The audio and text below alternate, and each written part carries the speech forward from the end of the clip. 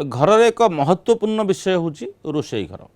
रोषेई घर करी समस्त महिला मानक मध्य एक प्रश्न थाए जे आमे रोषेई केउठी करिबु एवं रोषेई पे उपयुक्त दिगटी केउठी।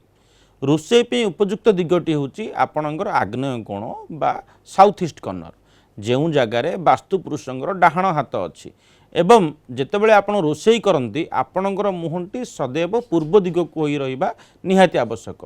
पूर्व दिग को मुख थिबा घरटी रोषेई करिबा दिगटी आपणक पे शुभफल प्रदान करे एवं पाक शुद्धि दिए।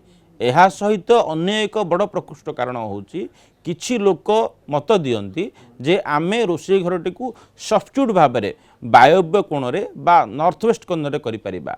नॉर्थ वेस्ट होची एयर एलिमेंट।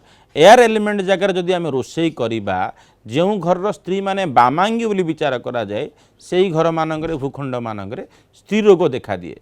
स्त्री रोगरू मुक्ति पाइबा पई जदि आपणकर घर भी स्त्री रोग बढ़ुची आपणकर घर देखंतु निहाती भाव में वायव्य कोण ही रोषेई घर थिबो।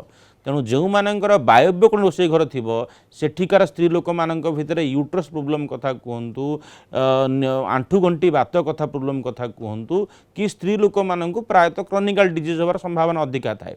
तेणु घरर रोषेई घरटी जोंटी घरे अग्नि जले से ही दिगटी होची आपणकर साउथ ईस्ट बा आग्नेय कोण।